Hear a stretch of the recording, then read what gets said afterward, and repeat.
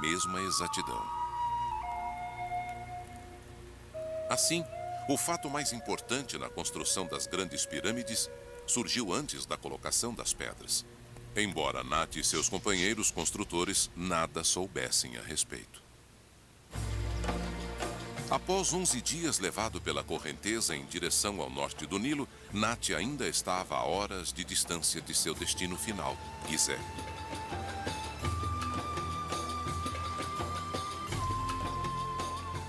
Atualmente, um movimentado subúrbio a 16 quilômetros do sul do Cairo, Gizeh era um povoado que crescia rápida e desordenadamente à margem oeste do rio. Naquela época, embarcações lotadas de trabalhadores chegavam lá todos os dias.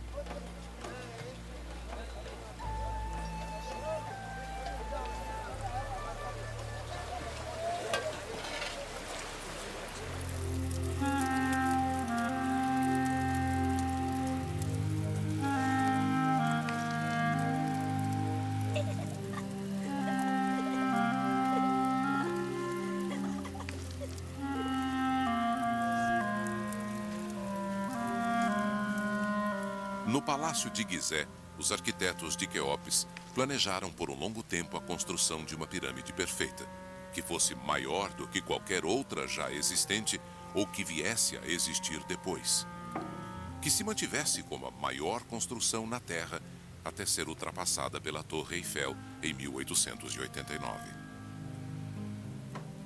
O plano era iniciar a construção acima do nível do solo. Começariam pela base. Sobre ela, seriam colocados mais de 200 blocos de calcário, um acima do outro. Cada camada, um pouco menor que a anterior. A teoria era simples, mas colocá-la em prática parecia ser quase impossível. A obra começou no primeiro ano do reinado de Quéops. O ponto mais alto do planalto de Gizeh foi nivelado e preparado. Então, construíram a base da pirâmide. Um quadrado feito de blocos de calcário. Naquele quadrado estavam os blocos que outros trabalhadores já haviam cortado com formato definido dos degraus para formar o núcleo da pirâmide. O maior de todos os projetos estava prestes a começar. Só o que faltava era a mão de obra.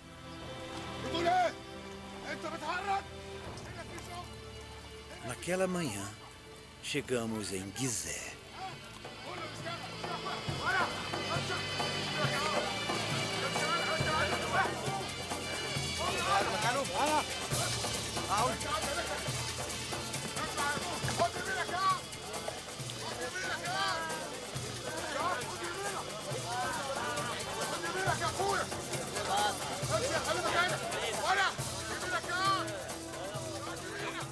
Eu não entendia o que estava vendo. Como poderia?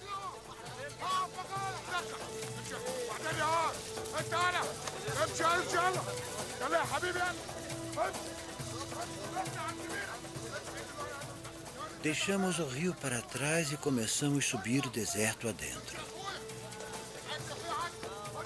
Eu estava ansioso. Então percebemos que dividiríamos um pedaço de palha no chão.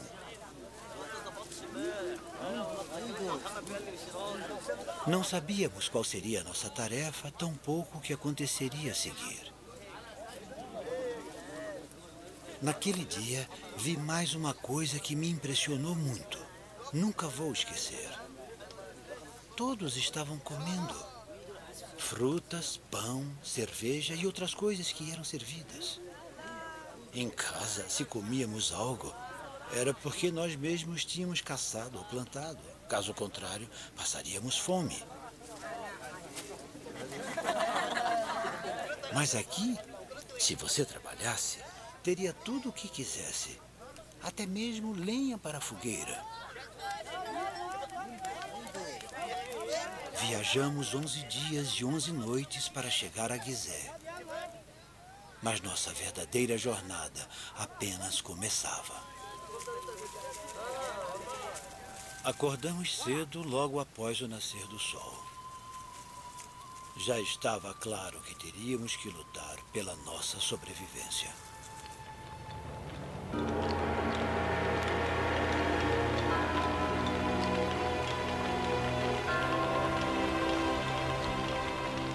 Eu achei que Gizé não mais me surpreenderia. Eu estava errado.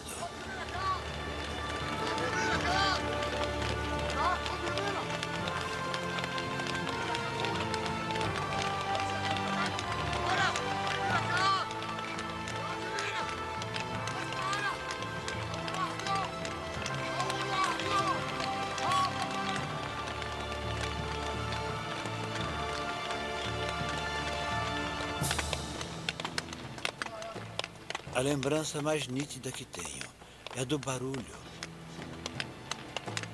Nós éramos encarregados de carregar água, e isto era maçante.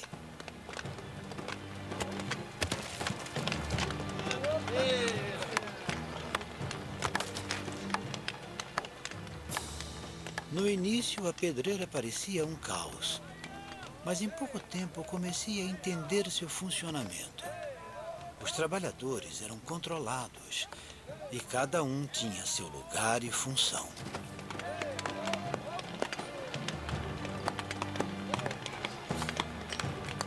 5 milhões de toneladas de pedra seriam necessárias para a Grande Pirâmide. A maioria das pedreiras estava na região de Gizé.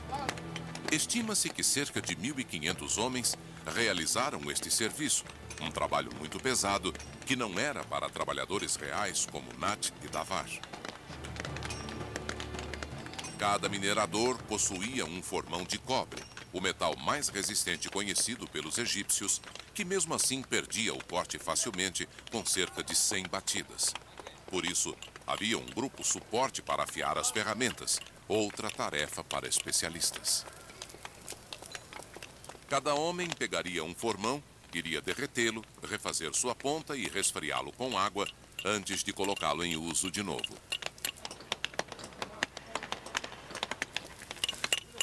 Assim, outro grupo trazia aos afiadores o necessário para fazer fogo e água também.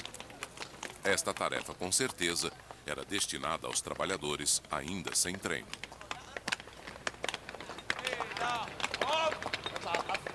Os escribas eram outra equipe de especialistas da pedraria. Para se certificarem de que os blocos alcançariam o destino correto, cada um era marcado com um símbolo diferente, ficando prontos para serem transportados até a pirâmide. A questão é, como, se os blocos pesavam em média 2,5 toneladas?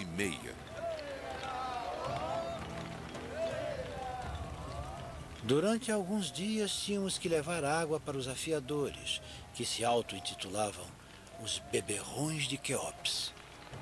Eles eram homens fortes e o seu trabalho era carregar as pedras desde as pedreiras até a pirâmide. Nosso mestre tinha cada um de nós como bons aprendizes. Meu avô sempre dizia, para vencer, fique ao lado do mestre. Logo descobrimos um macete para o transporte. Percebemos que sem a água as pedras não deslizavam. E se adicionássemos a quantidade certa, ficaria mais fácil.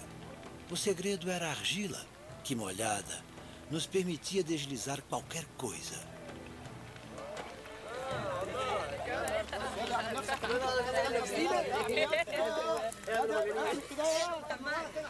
A melhor parte do dia era quando parávamos para tomar banho e comer. 9 dias de trabalho e no 10º repousávamos.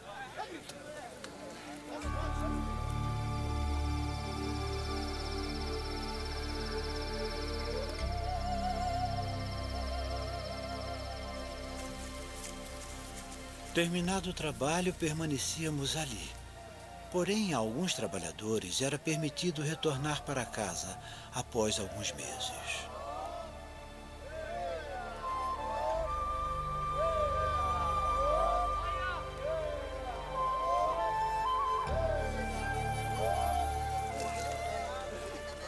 Eu nunca me sentia só, pois tinha Davar.